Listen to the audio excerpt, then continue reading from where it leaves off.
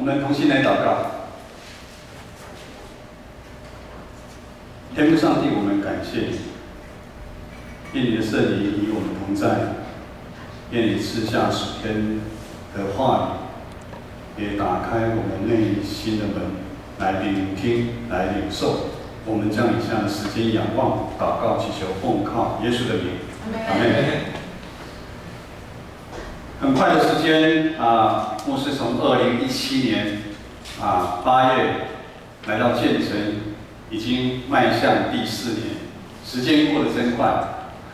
这3年当中，我们用新眼光，按着进度，在教会的灵修以及各个团契的分享，甚至在主日的讲道，我们来传讲上帝的话。我们共同用上帝的真理来打教会信仰的根基。这3年当中，如果你是有跟上进度的，你知道吗？这3年1000多百个日子里面，旧约39节里面，我们已经读了24节；新约27节里面，我们已经读了19节。也就是说，新旧约66卷，我们在这3年已经读了43卷。如果你每天有跟着读上帝的话，你知道上帝的话到你内心里面那个威力是有多么的强大吗？当然，对于我也对上帝的认识应该有更深的认识，因为只有认识上帝的人，才有办法走正确的道路，以至于他的生命才能够被改变。也就是换句话说，如果没有认识上帝，他的生命不但不会被改变，而且他还会走向那条灭亡的道路。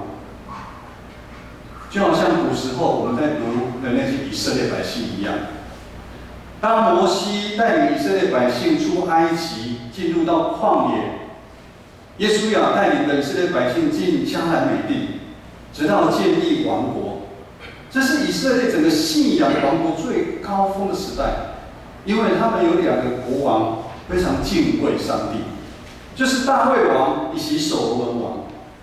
可是我们知道，在接下来的王位，每个国王都离开了上帝，国家就开始败坏灭亡，甚至到最后被掳到国外。这个时候的以色列真凄惨，国破家亡。但是奇妙的事情发生在他们被掳70年之后，上帝的怜悯，他们这个救赎，让一群忠心侍奉上帝的人回到以色列重建圣殿。这是一段我们非常熟悉上帝救赎以色列百姓的一段历史，其实也是一段血淋淋信仰的旅程。历代志下一开始记载的是所罗门王也开始继承大卫坐在皇位。历代志1章写的，耶和华上帝与他同在，他的国是大大的兴旺。我想思梅牧师接连2个礼拜传讲历代志，都是以大卫王为中心。我们知道大卫是一个合神心意的国王，他虽然犯过错，谁不会犯错？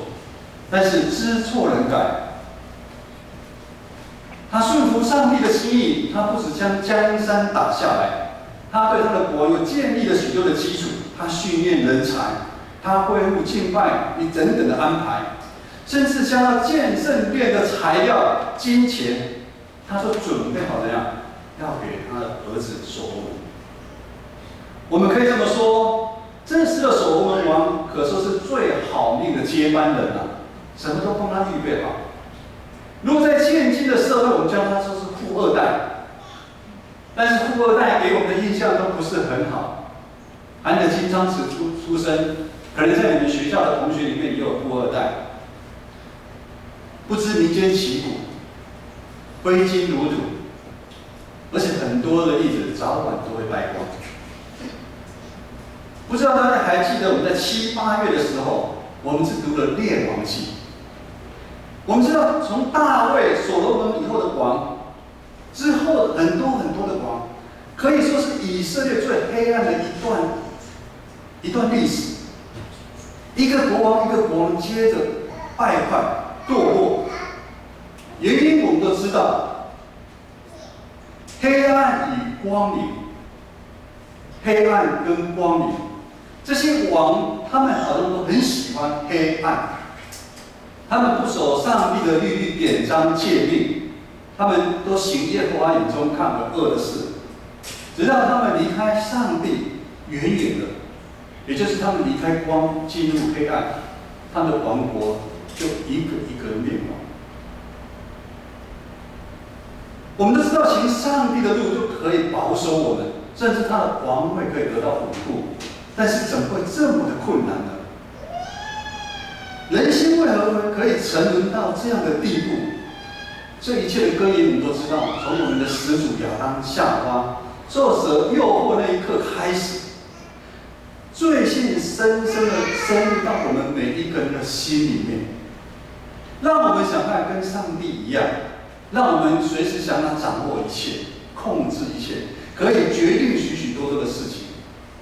有句话就说：“明知山有虎，偏向虎山行。”牧师记得有在讲过，就是喝了酒，他说我没醉，还是一样开车出去，造成了台湾很多人的死亡。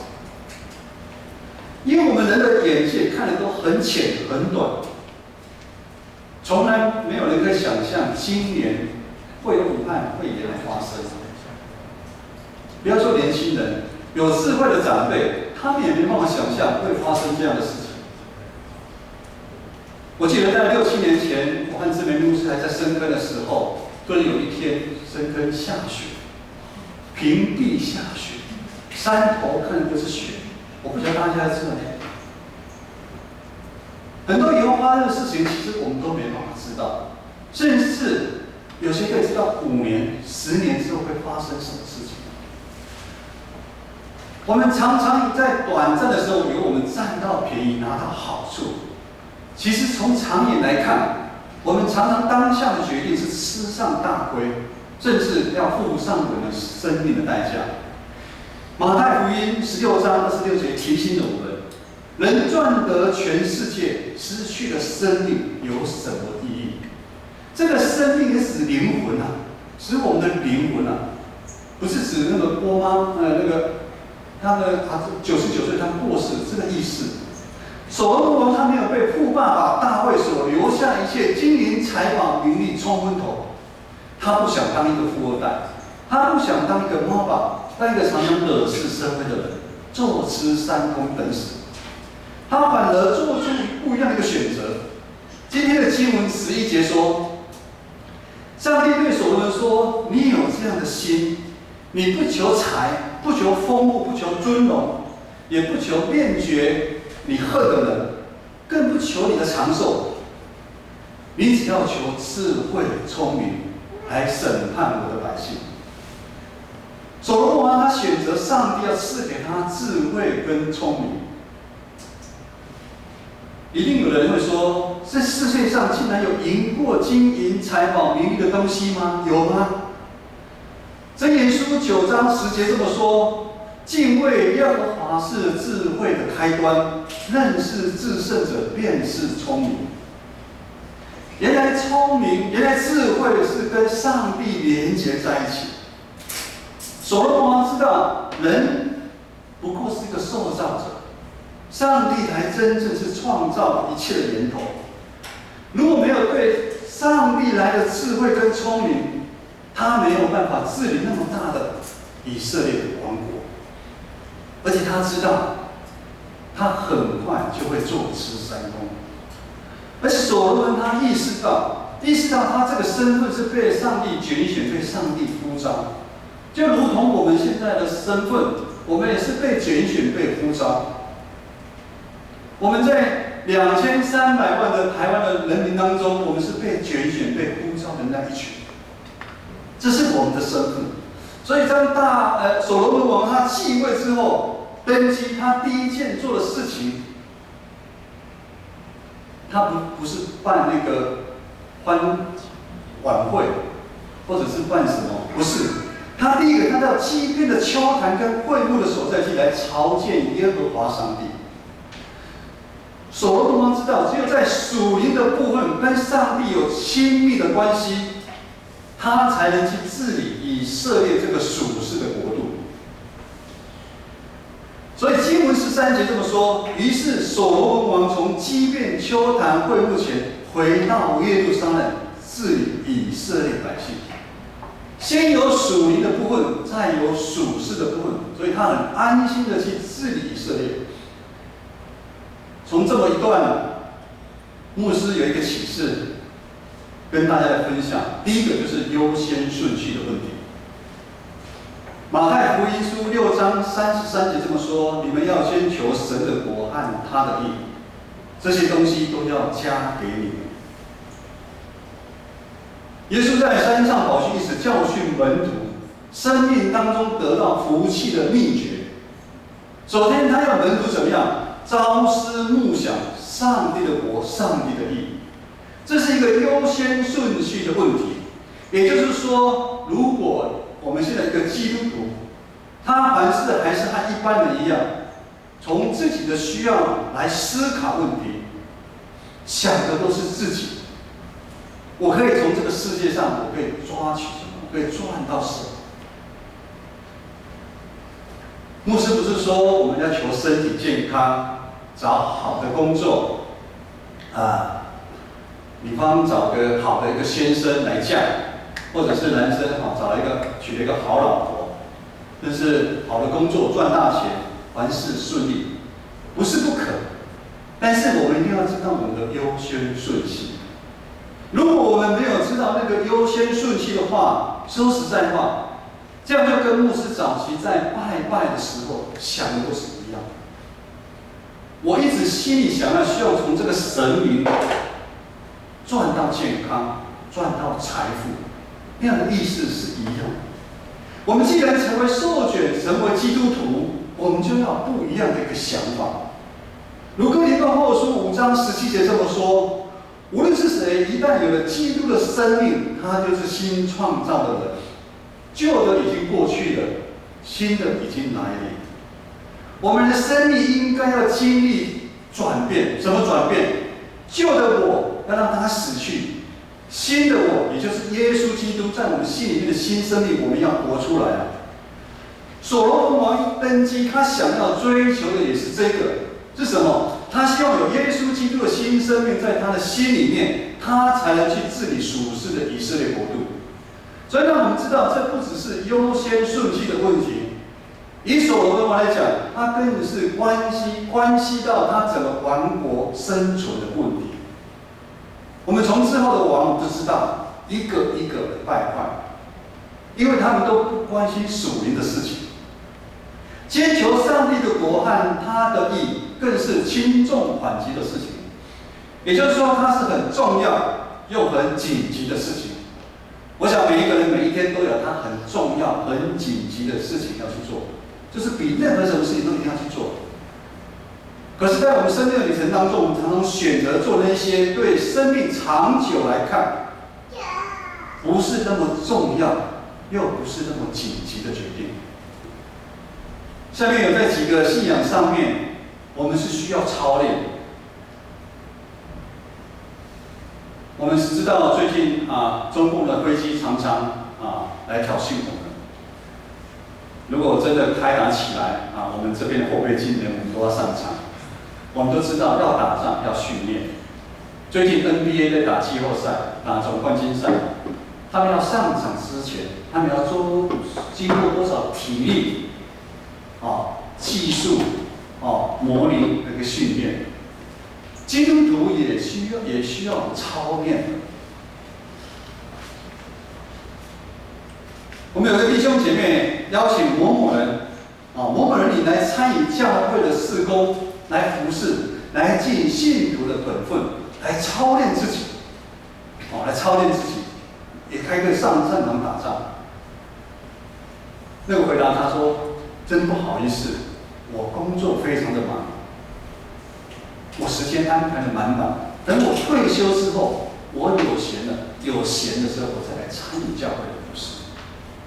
某某人你要学习奉献，奉献是展现我们对上帝恩典的回应，奉献是我们展现我们对上帝的主权的一个肯定，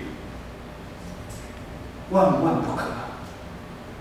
你千万不要跟我讲奉献这个事情，这个知识体大，因为我有一家大小要养，我有房贷，我甚至有旅游的规划，我有创业，我需要一些基金。奉献的部分我会自己看着办，随意就好。常常有牧师长老会跟弟兄姐妹讲说：啊，你那个孩子啊，怎么最近都没有定期来礼拜呢？牧师长老，不好意思，我的孩子现在升学时代要去补习班补习，而且他在外头有一些活动，他非常的忙碌。等他上大学，等他上大学的时候，他就可以来教会。我们常常替我们的信仰，我们找了很多不来教会、不来团契、不来奉献、不来侍奉的理由。我们10月份开始，我们团契会场开始拣选，开始改选。我不知道有人现在正在想说：主啊，不要让我选上团契会长。社青以前都是凯华跟佑豪在轮啊，今年他会长，明年他当2年要换他。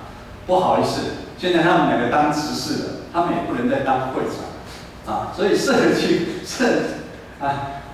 还是可以啊，还是可以啊，千万不要，尽量不要啦啊，尽量不要啊，给其他人一些机会。牧师是期待的弟兄姐妹可以说：主啊，我知道我很多能力不够，我可能工作也很忙，但是主啊，恳求你使用我，你成为合用的器皿。弟兄姐妹，其实那一段就是当初牧师刚信主的时候也不懂，就做这样的祷告，以至于一直被使用，所以也不能再祷告，知不知道？一直被使用。如果我们跟上帝的关系没有先建立起来，我们的属灵生命因此没办法提升，我们会永远好像属灵的小婴儿。我们知道小婴儿怎么样？小婴儿就是吃饱也哭，饿也哭，就好像那个在旷野中那个以色列百姓，摩西给他们吃，他们也吵；摩西不给他们吃，他们也埋怨。我们根本没办法了解上帝的心在哪里。我们不知道我们的奉献、我们的服事，这些是在操练我们属灵的生命。我们的信仰的态度会随着时间一点一点的累积，带领我们往2个方向的前进。牧师再讲一次，我们现在一点一点累积，我们属灵操练的生命会带领我们2个方向。当你在教会待久的时候，你会看到很多人会分2边去，一个在光明，一个在黑暗，绝对没有第3条。各位弟兄姐妹，求神帮助我们跟上帝有合一的关系。我们知道要合一的关系是需要付出代价去操练。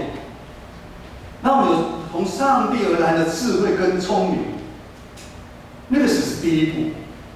不是说我们有上帝来的智慧跟聪明之后，我们就一帆风顺，不是的。牧师知道，我们在生命的旅程当中，总是会碰到许许多多的问题。每次在这个问题出现的时候，都需要我们做选择，那个是非常困难。平常不会，那个需要选择，甚至有一个关卡，让我们觉得是我一定过不去的。甚至我们在工作，在任何的场所，我们碰到很多的诱惑，但是我们会相信主，他一定会与我们同在，并且他会引领我们跨越困难，而且带领我们进入一条我们从来想象不到恩典的路。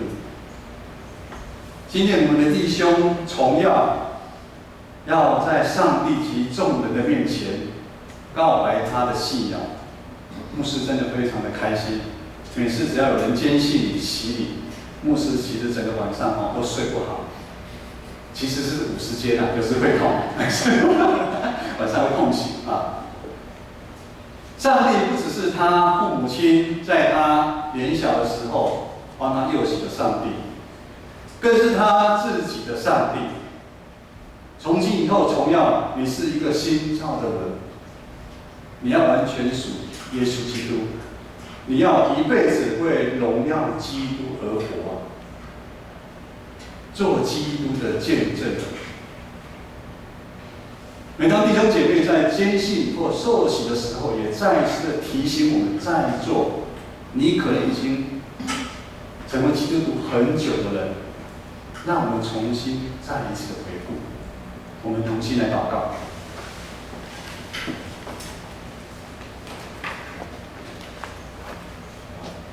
天父上帝，我们满心感谢赞美你，谢谢你的爱，赐下圣子耶稣基督，为我们钉十字架，流宝血，让我们可以在破碎的生命当中重新被建造起来。因着耶稣的复活，我们对未来我们充满了盼望与喜乐，帮助我们每个弟兄姐妹能够随时来先求你的国、你的义，也让我们以至于我们可以很自由的在我们的生命当中来活出你基督的样式。感谢赞美主，奉靠耶稣基督的名求，阿们。